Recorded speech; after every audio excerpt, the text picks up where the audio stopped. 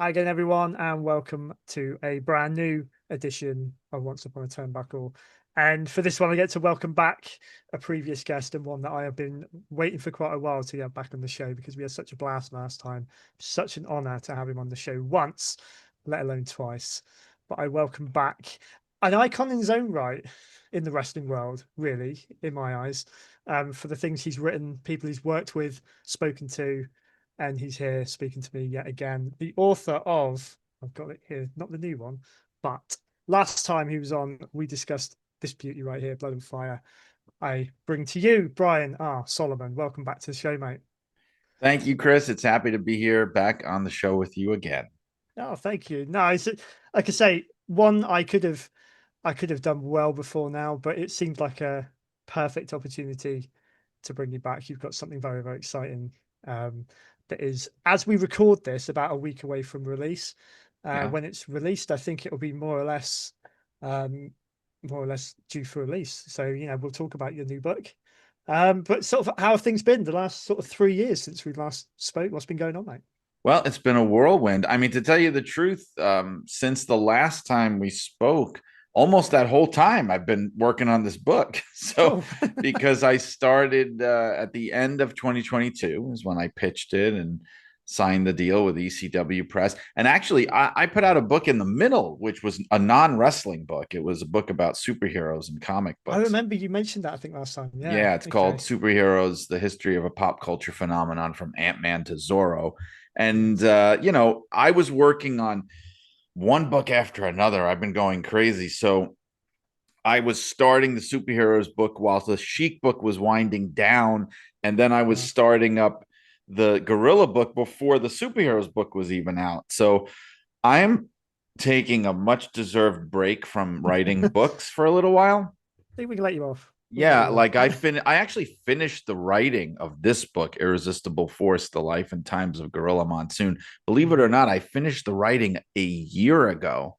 So Wow. it's just been a year of all the post-production, and they pushed it back a little. I think if they had wanted to, it probably could have come out last summer at some point, Okay. but they wanted to time it towards the end of the year, I guess, with Christmas and things like that. Yeah. And so now I'm going to just sort of kick back and do the publicity stuff, wait for this one to kind of die down a little bit, and then I'll probably be ready to do something else. I'm just, taking a little break.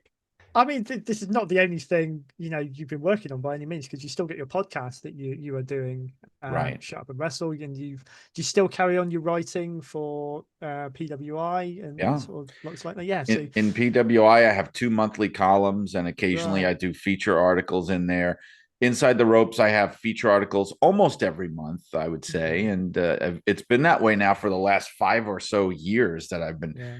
blessed to be doing that. And the podcast, Shut Up and Wrestle, I think at the last time I was on your show, I had just started doing it.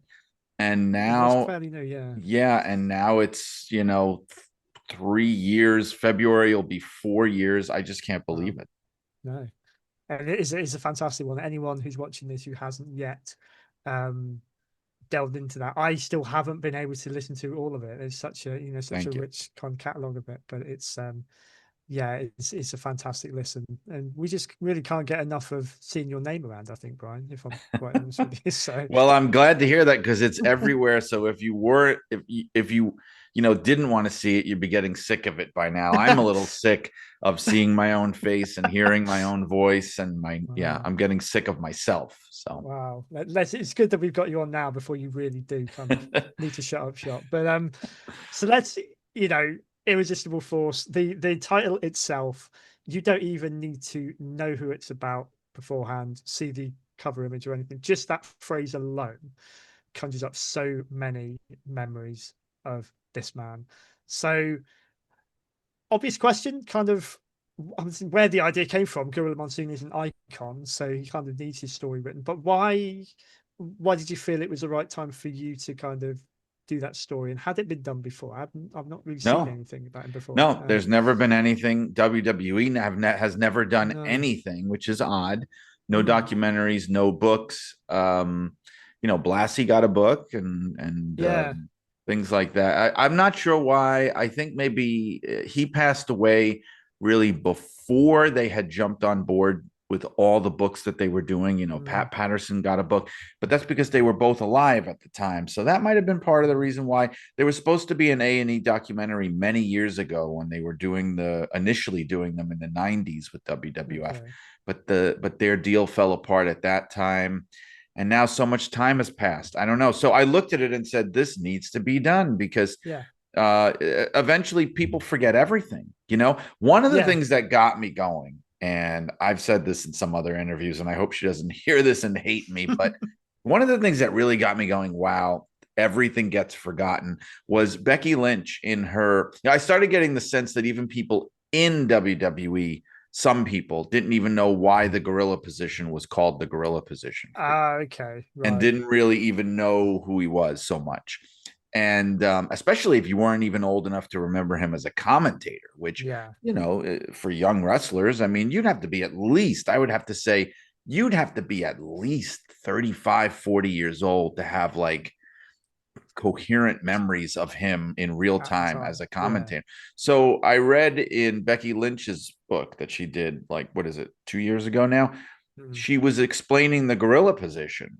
And she said something to the effect of, it's an area in the backstage of the arena that was named after a beloved backstage interviewer, Gorilla Monsoon. And I thought, wow, mm, time erases yeah. everything. And you better get going on this book because you're talking about one of the biggest Mm, performers, biggest stars of the last 10 years in that company. And mm. she doesn't There he understand is. who Gorilla Monsoon was. So, you know, I felt I got to fix that. And that is very noble of you for us from a certain era as well, because I may have said this last time. I say it quite a lot that I haven't followed a current product of WWE for at least 2 decades. So I really do cling on to the guys that were from my era, from when I was growing up, and steadily, one by one, they are either leaving us in the mortal sense, or they are in memory. They're becoming sort of less significant. And I don't know if it's you can attribute that to ignorance on the current stars' behalves, or whether WWE just isn't really showcasing them as much as they should, so they're noticeable. Well, WWE, they do a better job with history these days than they used to Mm, during the eras you're talking about. You know, when we were kids, when I was a kid, they never talked about anything that had happened more than a couple of years ago. I mean, no, it was like ancient history, you know, and they wouldn't do that. And that started to change where they would be more historical minded. I think we really hit like a golden age, I would say, in the 2000s and even the 2010s, where there was so many documentaries and DVDs being made, and mm, there was 24/7. The WWE network launched, but I feel like recently of late they may be slipping a little bit on this stuff yeah, because they've finally realized, which is true, you can't make enormous amounts of money on it. There is a no, limited audience, and I mm, think there's less focus on stressing the history as much as there used to be. It's still there. The documentaries are yeah. wonderful that they do, but it's much more selective now. It's a different environment now. Yeah, It's a I completely love the different world. WWE Vault. The stuff they've been putting on Yes, YouTube is yeah, fantastic. I applaud them for that. It's great stuff. I'd yeah, love to see some old Garden and Spectrum shows and things like that, even going back to the 70s. That would be so much fun. Maybe of they'll do course, it. yeah, yeah, yeah. I was on there earlier today, and I got really excited because they've just added WrestleFest '93, and these are VHS tapes that I never had when I was a kid. Uh-huh. So I'm reliving that excitement now by being able to watch it. So thank heavens for that. Yeah, Um, I had Sean Mooney on as my most recent guest. He's is he? actually my guest this week on my podcast.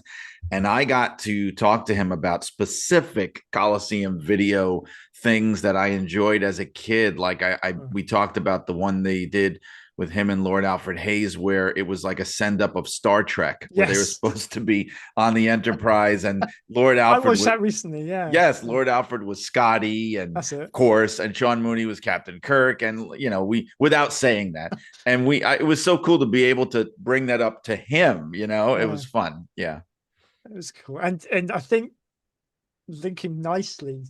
to your book and to Gorilla Monsoon, a lot of the memories I have from videotapes and the weekly shows and that from back then involved him and Bobby Heenan. I think, we have at some point during this episode, we were going to have to go there because I think it's one of the most iconic partnerships ever in wrestling. What was your take on their relationship, sort of from a personal perspective?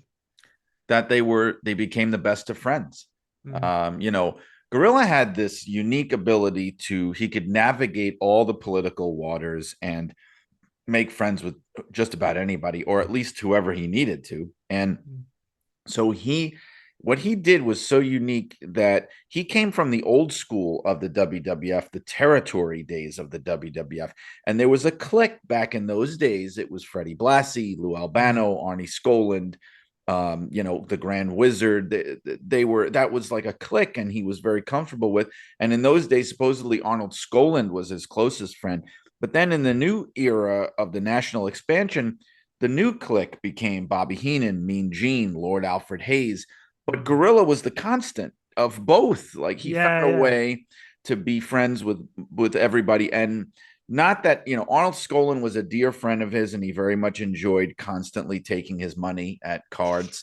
But Bobby Heenan, and I got this even from talking to his family, Bobby Heenan eclipsed that and became the greatest friend of his life. Wow. And I think both men would have agreed on that. And I think that's why the chemistry worked so well. I mean, when you hear about great comedy teams, sometimes they're not the biggest friends, like Abbott and Costello, who they get compared to a lot, but sometimes they absolutely adore each other, like Laurel and Hardy. And I think in the case of Gorilla and the Brain, it was that, and they translated that love into acting like two people who couldn't stand each other. Yeah. And it worked so well, They did it, and that was a testament to how good they were. Is that I grew up thinking they legitimately hated each other. Right. So, I was really quite shocked, because when you go back to Bobby Heenan's final day, at least on camera, when he got fired on Raw,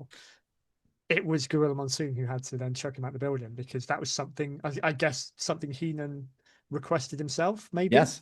Yeah, it was. It was something that he wanted.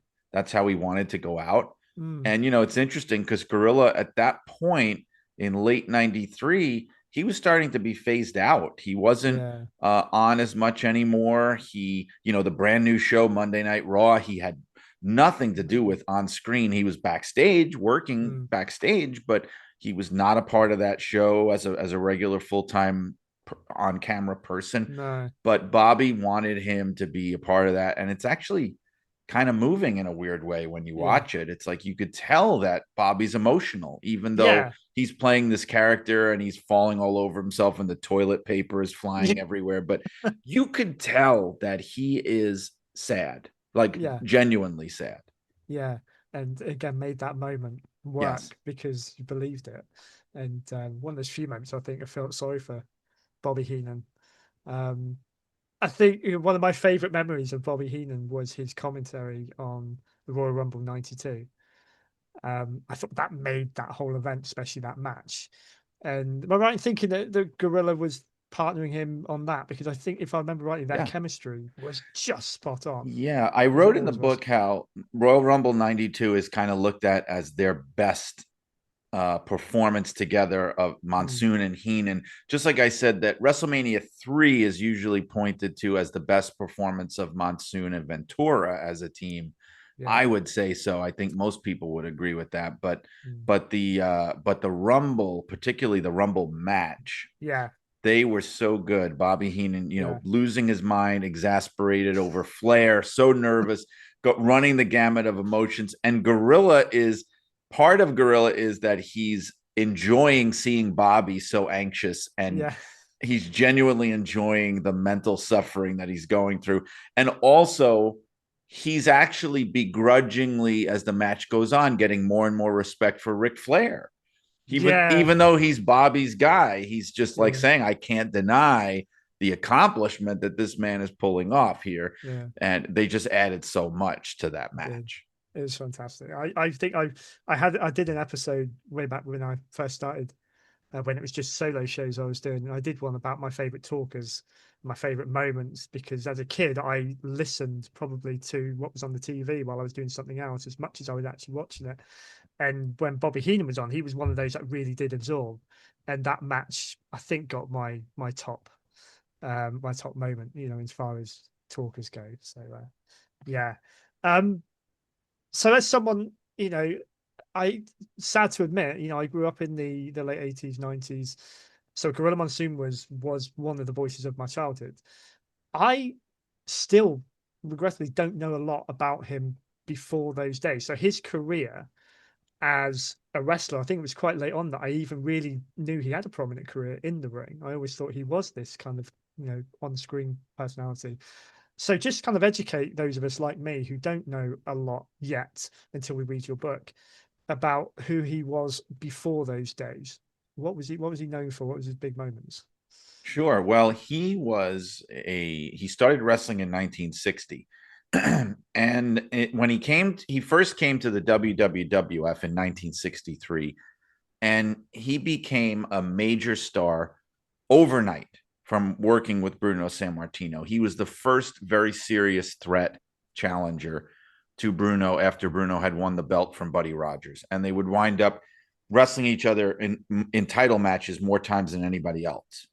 Wow. And they wrestled at Madison Square Garden 7 times over the course Wow. of their years together, in the days when the Garden show was like the biggest show that they Yeah. did.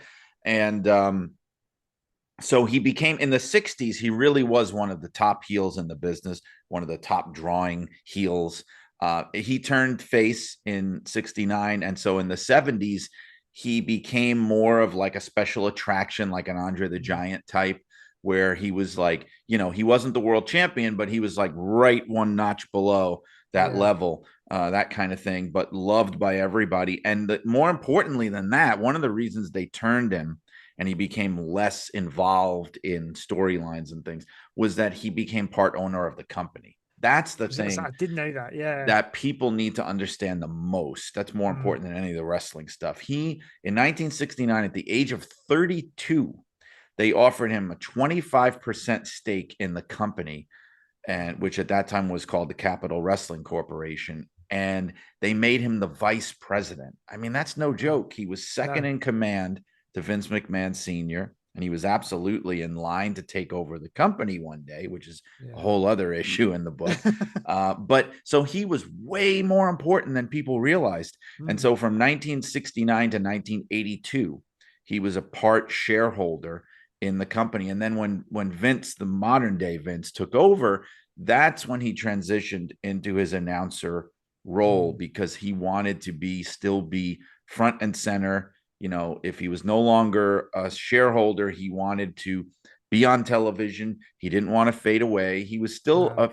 a fairly youngish man. That's another thing people don't realize. When he started commentating, he was like 45, so he Okay. he wasn't some old man. He wasn't like, even like someone like Fred Blassie. Blassie Mm. was an old guy, you know what I mean? Yeah. And Arnie Skolin was old. They were both older than Gorilla, and they were happy to kind of fade into the background. Yeah. But Gorilla still felt like he had a lot to offer, not as a wrestler, but in other ways, and he got Mm. that opportunity. It was that when you said about his role there, I thought I did remember something about him being sort of in an ownership role there. Um, from what you know, either before writing the book or during the case of course of writing the book, his relationship with Vince McMahon, as we know, Vince McMahon Jr., Mm-hmm. obviously from that position where he was sort of second in command to his dad, and then obviously, didn't get that seat of power. What was their relationship like that you know of? Well, in the beginning, Gorilla probably knew Vince from the point where Vince was like 18 years old, just Mm. about. Probably would have been the first time that he met him. And Gorilla was only 8 years older than him. That's another important thing. So, Okay. not so much a father figure, more like kind of a big brother in a way. Yeah.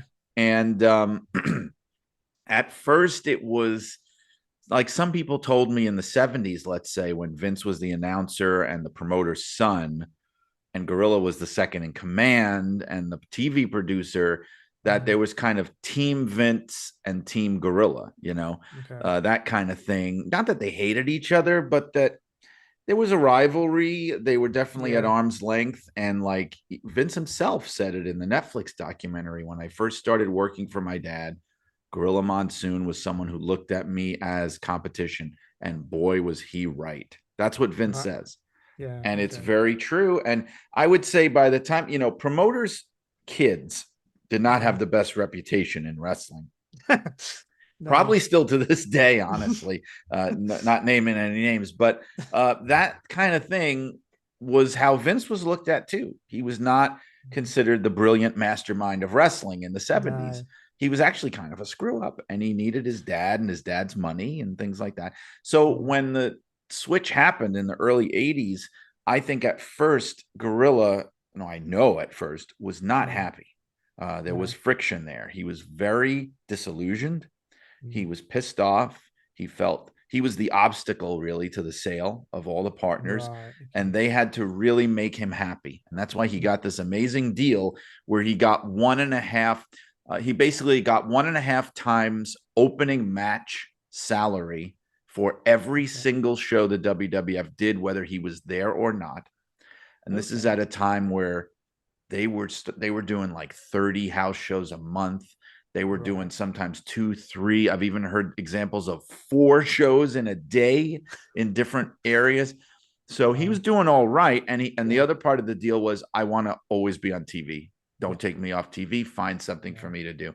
And they tried to make him happy. Now he was Mm. making really good money at that point, probably better than he made in the old days, Mm. but nowhere near what he would have been making if he was allowed to hold on to his shares in the company. No. And I think he knew that he would have been a Yeah. multi-millionaire. And these days he would have been a billionaire, or at least his family Yeah. would have been, if they were allowed to hold on to that 25%. So like he had to be made happy. And I think what happened is they grew to respect each other for sure. There Mm. was a friendship there, but there was always a little bit of holding at arm's length, more than you would think from watching them on television. Like Yeah. I don't doubt that, you know, Vince was very emotional when Gorilla died. I'm not trying to downplay and say they hated each other, but No. you could tell even from talking to the family, there's a little bit of like things that were unsaid. You could just Okay. sense that they were holding their tongue about things, and that Right. probably Okay. Gorilla was too, about certain Yeah. things. I thinking back to again what I know, what I remember of Gorilla Monsoon on TV, it's almost like there was. I don't remember so prominently Vince McMahon and Gorilla Monsoon commentating on the same match. It's almost like they almost replaced each other, or when Gorilla started to get phased out on TV, sort of, I don't know, around about 93 sort of era. Mm-hmm. It was Vince then that came in. And personally, I don't think for a few years the commentating was as strong. No, They seemed to wasn't. go through a load of different partnerships and that. Vince, I came to know Vince as another voice. This is why when he became Mr. McMahon, it was all really shocking to me because Yeah. he was one of the voices of it. But it just didn't seem to have the magic that they used to be when it was, say, Monsoon and Heenan. Right. Well, Um, for years, I think Vince's greatest dream was to find somebody to replace him, because he didn't want to have to keep doing that. And I think right. that his his hyper controlling nature prevented him from doing that for many years. He finally did. He stepped away because he had become this on-air character. Yeah. But Gorilla was like right up there with him as the voices of the company, and they were both play by play. So it was hard for them Yes. to work together. Now Mhm. and also it would have defeated the purpose, because it's like Gorilla was there to make sure that Vince didn't have to do all the shows, Yeah. because Right. Gorilla in the old days, when the A and B shows were Championship Wrestling and All Star Wrestling, before the national expansion, Vince did both of those shows. He also Mm. did the Madison Square Garden shows by himself. So, Right. you know, Okay. he wanted out. Yeah. Gorilla starts doing the MSG shows. Gorilla's doing all the pay-per-views. Vince didn't start doing Mm. any pay-per-views until Gorilla was starting to get sick and couldn't do it as much Mm. anymore. He didn't want to, because he had to be backstage running everything, you know, with an Yeah. iron fist. And so Vince and Gorilla worked together at the very beginning when Gorilla started commentating on at Madison Square Garden. That's where he started. You can find some of these shows online. It's kind of weird because Gorilla's trying to be the color guy, and he's even trying to heal it up a little bit, which sounds really Right. weird, just so that he and Vince would have something to talk Dynamic. about. Yeah. But they don't do it that much. Later on, they did a couple of Raws together Okay. when Randy Savage or Bobby Heenan or somebody couldn't make it. They did a couple of Raws together, but it was Right. very rare. Oh, and actually, Gorilla's last pay-per-view call was Survivor Series 90. What was the one in 3. Texas when I think it was the 94, Oh yeah. the one where Backlund beat Backlund won Bret the belt. Hart, right? Yes, That I was forget he was on Gorilla. that. It was Gorilla and Vince and possibly JR, but it was definitely Gorilla's last pay-per-view call with the company. God, yeah, I forget he was on that one. So Yeah. yeah, okay. Because I remember Survivor Series '93 when he was doing radio WWF, except for Yes. one.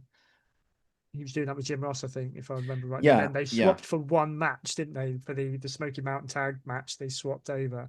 They did. Um, which yeah, I suppose you had Bobby Heenan on the main commentary team for them, but yeah, I don't know. It didn't quite hold as much for No, me. Vince and Yeah. Bobby Heenan, I always thought were not great together. It just No, the chemistry wasn't there because Vince couldn't play off him as well.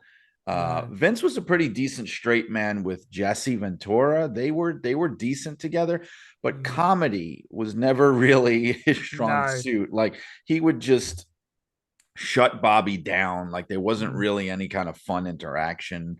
It was no, not as interesting at all. no, no, it wasn't. And going back to the technical side of putting a book like this together, you mentioned before we started recording on the size of it. It's quite a big one because obviously, he had a life story to tell, and which has not been told before. Where do you start with something like this, and just kind of talk about some of the people that you spoke to in the process of putting his Sure. story together? That's where I start. I start with getting as many people's perspectives and memories as I can because that helps me start to get a feel for what the story should be. Mm, And while I'm doing that, because it's a process, you're like reaching out, trying to get it all set up, talking to them, recording it, transcribing it, which takes yeah, months to yeah, transcribe all these interviews. So while I'm doing that, I'm also starting research of my own, looking into things. But I talk to so many people. I talked to Ken Patera because he was his opponent in his retirement match. I talked to Tony Gurria, who he worked with at the time, Davey O'Hannon, who loved him so much, Gary Michael Capetta, the ring announcer, whose yeah, career that he started basically. His family, of course, they were crucial. His wife Maureen, who has since passed away, his daughter Valerie, and his sister Amy as well, who got in touch with me late in the process. He has two sisters who live in Las Vegas who are way younger than him because they're from his dad's second marriage. okay, God, so many other people who Mario Savoldi from the Savoldi family. I talked to him. I talked to a lot. I talked to Nelson Swegler, who was the predecessor to Kevin Dunn as the TV producer. And so, oh, like, okay, and I talked to other people that worked behind the scenes that were like sound technicians and things like that about what it mm, was like working on those shows. Kevin Kelly, who kind of learned a lot from him. Jerry yeah, Briscoe, Hugo Savinovich, Mike Chioda, and Tony Chimmel, who he also got into the company. Bill okay, Watts, how could I forget? That was a big one. Keith wow. Greenberg hooked me up with Bill Watts, who was tag team partners I with was, Gorilla yes, in the okay, 60s. And he yeah, told me great stories. Bret Hart, who wrote the forward, and mm. also Bret's brother Ross, Johnny Rods. I'm actually looking at a list right now. My memory's not as good as all this. Jim Cornette. I mean, so Wow, many people. Yeah, it was crazy. Kevin Sullivan, actually, before he died, wow, Kevin Sullivan was the first person I interviewed. And Kevin mm, was kind of like not a jobber, but sort of like a lower mid carder in the mm, 70s in the WWF when Gorilla was there as the okay, producer. So, yeah, I wanted to get all these perspectives and sort of form it and shape it into the kind of story I wanted to tell. yeah. Talk about pressure. I mean, you reeled off all of those names there. I would struggle to think of anyone in the wrestling business, whether they were, as a fan or a performer backstage, anything that hasn't got a memory of Gorilla Monsoon either on screen or working with them. His influence would have been vast. Talk about pressure in being the one to tell this story, and kind of doing it justice, I suppose. Well, I wanted to get it right, and having the family on board helped Mm, immensely. If I didn't, because I didn't have that with the Sheik book, that was my biggest drawback with that book. And I okay. felt like it could have been even better if I did. And Mm, this time, I had the ability to just text Valerie anytime with questions. I could call Maureen in her apartment, and she would yeah. just tell me these crazy stories that many of which probably went to her grave with her. And I Okay. was able to salvage some of them, and they really took it to the next level, making sure too that I had everything straight. Although it's worth noting that it's interesting that when it came to the inside wrestling stuff, the families usually don't know as much as other people No. know. Like Maureen was not even aware. And I have this from Vince himself and other people. Vince told me this directly to me. Wow. Maureen was not aware that her husband Gino was ever in line to take over the company. So I Wow. don't think this was even something that he privately talked about with her. Wow. And that's something pretty big that Yeah. puts perspective on, almost like the two sides to a wrestler's life, and what goes on and what stays in the office, as it were. Which is really hard when you're in the public eye and you've got to keep a lot of that stuff behind that under wraps. But I can't wait to. I will be getting a copy when it becomes available. I cannot wait to delve into this one. It is, like I say, it's a story that it's one of those where I won't even pretend to know that I know much about him other than what I've seen on TV. It's just really the absence of having that story there until obviously you've done your bit. Um, Talk about your kind of, I don't know, before we kind of wrap up, your favorite memories, your favorite personal memories of Gorilla Monsoon. Did you have any opportunity to sort of work with him in any capacity No, at all? no. He died about a week or two before I came in for my first job interview at Okay. WWE in October 99. I never met him, but I worked with tons of people who did know him and had worked with him. So it was really fresh in everyone's mind and kind of in Mm, the air. But I mean, as a fan, God, he was like the voice of wrestling. He was my favorite even back then. I yeah. liked him. I always liked him better than Vince as a commentator. I liked the fact that you got this hint that he had been a great wrestler and had this very Mm, cool career. They would never go deep into it, but there would be little hints dropped here and there in the commentary that he would put in there. And it would mm, make me so interested in this guy, like, wow. But then you'd talk, like, I would be able to, because I grew up in the New York area. So mm, I talked to like my dad or my grandfather, and they knew that he'd been a wrestler. They knew yeah. about those days, and it would really get me curious. Like, I remember my dad, who used to, as a teenager, watch Capital Wrestling in like the late 50s, early 60s. And I'm watching wrestling in the 80s, and I'm watching, and my dad comes in the room, and it's like Gorilla Monsoon on screen in the tuxedo with the sunglasses and says Yeah. Gorilla. And my dad is just like, that's not Gorilla Monsoon. Who is that guy? Gorilla Monsoon was like a hairy maniac. This is not Gorilla Monsoon, because that's what he remembered. Yeah. And so that got me really interested in him. All the primetime wrestling stuff I talk about in Yeah. the book, the one at Trump Plaza where he's playing at the blackjack table and he's doing it is incredible. And the scene from that same episode where they are in the massage room, I don't know if you remember this, and Bobby's I getting don't massage from the girl, and know. Monsoon comes in and quietly takes the girl's place, and he just I think starts I have seen. No, he I see starts it. mangling Bobby, and Bobby's like trying to talk at the same time, and it's genuinely hilarious, hilarious. Uh, I don't think it will ever be replicated what they had No, they at all. won't. A lot of people talk about Jim Ross and Jerry Lawler being one of the best partnerships, and I think they are for a certain generation. Yeah, I think they if you are. You can't diminish it. For the later no, generation that grew up on the Attitude Era, they are what Gorilla and Bobby were mm, to the older fans like me. yeah, and for me personally, when I was growing up, he was on pretty much every videotape because I had to rely on the videotapes and the magazines because I didn't have Sky TV until a bit later. He was always there, and then when I did eventually get Sky and I could keep up with it weekly, it was summer of '95 when he had just been made the interim president. So he was given, even though he'd not been present on screen as a commentator, he was given this new role, Yeah.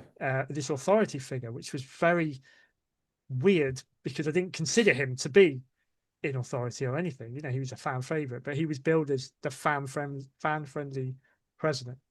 And some of the things he did, some of the matches he made, and everything was really refreshing in an era that is quite rubbish. That year is often held in infamy, but one of Yeah. my It's favorite probably memories of their him low is that. point year, honestly, like in a Yeah, lot of ways. And I was a fan at the time too, but yeah, that's yeah, it's probably the it's a low. year I have been drawn back to it for whatever reason. I really enjoy going back to that year. I don't know because it's so wacky.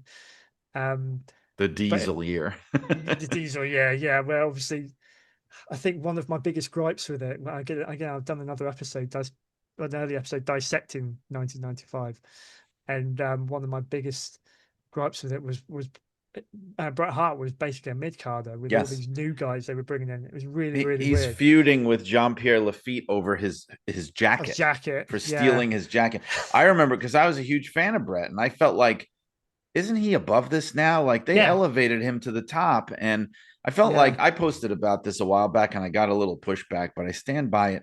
That period of 92 to 97, I'm not saying Bret Hart should have been the champ for 5 years straight, but I'm no, saying that should have been more his era. He should have been the world champion, in my opinion, for most of that yeah, time.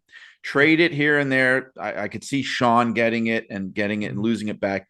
I don't understand the year with Diesel. I don't even understand the 9 months with Yokozuna. That was very weird okay, to yeah, have it on him that long. yeah, It showed to me they don't have enough confidence in Bret, so they're trying all these different things, and yeah, yeah, like Bret Hart getting demoted, but that was kind of weird. But the thing with Gorilla being the president and stuff, that was part of the deal to always keep him on television. So got the it, idea was, okay, if you're going to phase me out of commentary and have other people like Jim Ross and yourself taking it over, mm, I've got to be doing something. Find me yeah, something. And he was actually very happy because it was a lot less demanding. Because yeah, think about it, if you really think about it, he was just a TV character. He wasn't yeah, like, because even Jack Tunney was actually an executive in the company. Like he ran WWF Canada, he yeah, promoted in Toronto, he had other responsibilities. Gorilla was just a TV character. So yeah, all he had to do, and he wasn't even on every week. It wasn't no, he wasn't like Adam Pearce or Nick Aldis. Like he would show up 2 or 3 times a month and mm, he'd be out there for like 5-10 minutes, or yeah, he'd be in a little video, and that was it. He was done. He could go backstage and play cards with Arnold yeah. Skolin. He But like that was he loved doing that. you knew it's a big moment as well. It held a little bit more like when you saw these Yes. figures, it's like, oh, shit's gonna happen now. Yeah, and he Something, was the something's. fan-friendly president because he came, for those that remember these days, he came after years of Jack Tunney, who Mm, Jack Tunney was not, it was not like he was a heel authority figure, but he was very frustrating to fans because they would very often put him in a position where he would have to take the heat for these yeah, bad decisions that would give the heels an unfair advantage. Like he yeah, would, in the under the guise of being balanced and fair, he was yeah, often very frustrating to fans who would say, like, is this guy out of his mind? Why is he doing, why is he letting this stand? Why yeah, is he not giving the belt back to Hogan after yeah, this twin referee garbage? Right, right. People, he was the lightning rod for that, but Gorilla yeah, was a very different kind of president. He was like, yeah. give the people what they want, you know? And he did. I mean, I remember when I started watching it weekly, it was the build up to SummerSlam '95. We were going to have Shawn Michaels and Sid, which I don't think anyone was really too excited about. And one of his first decisions was, no, we're going to have Shawn and Razor in a ladder Yeah. match. Immediately, you've got my attention. And then he gave us the Iron Man match. Oh no, it was Roddy Piper, wasn't it? Sorry, that gave us the Iron Man Yeah, match. because he was out because of the Vader That's what thing. I was going to say. See, that moment with Vader, that was legitimately one of those moments that I was like, "Oh my god, what's going on here? Yeah. How the hell can you do? How can you do that to Gorilla? Not only to the president, how can you do that to Gorilla Monsoon?" I was actually really quite concerned. Because no one Uh, ever put their hands on him. no, and in those initial sort of moments, I think it's definitely one of those things that established Vader as this monster. Um, Sadly, it did kind of fall through for him. Well, it didn't work out, but they tried No, everything they could with him there, yeah, and then he just kind of went off the rails later. Some of yeah, which was not his fault, but no, no. I, I was a massive Shawn Michaels fan, and so '96 was much of it was really good for me. But I really did think Vader was walking out of SummerSlam that year as the yeah, champion, and I hearing yeah, sorry. a lot of the backstage stuff now, and know a bit more of the knowledge around what was supposed to happen and the reasons why it didn't. Right. I didn't know so much about how wrestling worked back then. And No, so I had loved Vader as the unbeatable heel world champion in WCW. I was such a yeah, fan of that. What was that, like 92, yeah, 93, even going into 94, where he's like feuding with Hogan. And so when he came over, I thought, oh, this is going to be great. Oh my God, he's in the WWF now. yeah, These guys are not ready for this. He's gonna take over here now. That's what I yeah, started not understanding the politics and things. And when it didn't pan out, I just remember being like, I don't understand why is this happening? yeah, Why isn't he becoming the big deal that he was in WCW? yeah. But I didn't know about all the stuff that happens behind the scenes back then. No, I've watched that event back literally the last week, and I've watched. It's the first time in years I've watched the Vader Shawn Michaels main event from there, and again, having a bit more knowledge about it, it's shone a whole new light on that match, Yeah, and I you just can remember see the thinking, spots. how in the heck did he not beat him? Yeah, Even as I wasn't a kid, but I was like 21 or whatever. I just remember yeah, thinking, how did Sean win this match? I don't yeah, understand. And then, because even going back to the WCW days, he beat everybody. He yeah, even beat the thing that blew me away. He beat Davey Boy Smith. They yeah, they brought Davey Boy Smith in from the WWF, and he's immediately slotted in this match with Vader at Slamboree, and I'm thinking like, oh, okay, I could see this coming. Like, mm, now that they're gonna put the belt on him, and he's gonna like, yeah, push him to the moon, and then he loses. And I remember thinking, what was the point of this? yeah, and to lose clean as well. Right? What was the point? And again, Yeah, in that situation, I didn't know about the backstage stuff either, no, which explains it. But so mm, when he got to the WWF, I just was expecting to see more of that, and we yeah. didn't. No, we didn't. And it just there are moments in that match that you can kind of see where it is not going according to plan. Oh God, no! And It's Sean is getting infamous. very, very frustrated. And it's Yeah. stuff you miss as a kid. I suppose you're Yeah. ignorant to it and it's quite nice, to be fair. Um, Brian, this has been amazing again. Thank you so much. Just going to give you a couple of minutes, hype your book. We've talked about it now for 45 minutes, Sure. but a bit of a sales pitch. Where can people find it, order it? Any appearances that you're doing to promote the book? Floor is yours. Well, it's very easy to find, actually. I'm very grateful that I have ECW Press behind me. So it's a wide book release. You can get it wherever books are sold, online or physical stores. Um, and if they don't have it, like let's say you're at a Barnes and Noble or a local bookstore, they will order it. If they sell out or if they're not stocking it. I know a lot of people, especially here, will get it on from Amazon. There's also the option of buying directly from ECW Press. Like, for example, if you live in Canada, because they're a Canadian company. And I don't know, because the Europe and the UK is an issue, because I know that it's coming out there in Amazon. November, from what I understand. Oh, And I'll that, make it so sweet. it might be good to wait a little bit because the shipping is insane. And Okay. I don't know, with like, I try not to I sell some of my own copies, and Mm. I try not to ship there just because Okay. it costs like $30, and I'm sorry, but I have to pass that on to the Yeah, person who's buying the book. understandable. I can't just Yeah, be that's more than the cost of the book. So yeah, I don't know what I know Canada and the UK, they go way back, so there might be I don't know if there's more favorable shipping directly from Canada to the UK. okay. But if you can hold tight and be patient, November it'll be out over there too. Gonna have to, I think. Oh, and I Honestly. should say the audiobook. One other thing, there is an audiobook that is being put together. I finished the recording of it, and I'm being told that it's going to be available next month, even though I know that seems like a crazy fast turnaround, but that's what they tell me. So, yeah, That's very cool. I do like it when the authors do their own I did it. audiobooks. I mean, I've done audiobooks of my own, but I've not recorded them. I've had someone else do it I because insisted. I fought really hard to have that's them let very me do it. cool. Yeah. That is cool. So you almost kind of relive all of that again. Yes. and puts a whole it does bring it to life. I always found that with audiobooks. That's very cool. Very cool. Listen, Brian, thank you so much for your time. This has been amazing. All the best with the book. I know it will be a huge success, like all of your stuff is, but I think this is one that a lot of us have been waiting for. So I can't wait Well, you're to very get it. welcome. Thanks for having me Yes, on, Chris. Always a pleasure. anytime, mate. We'll have you back again when you've got. I know you're taking a break, but there'll be something else to talk about, I'm sure. So, Always. thank you, sir. Take care. If you enjoyed this episode, please take a moment to like, share, and hit the subscribe button. Also follow us on Facebook and Instagram at Once Upon a Turnbuckle to keep updated about all future shows.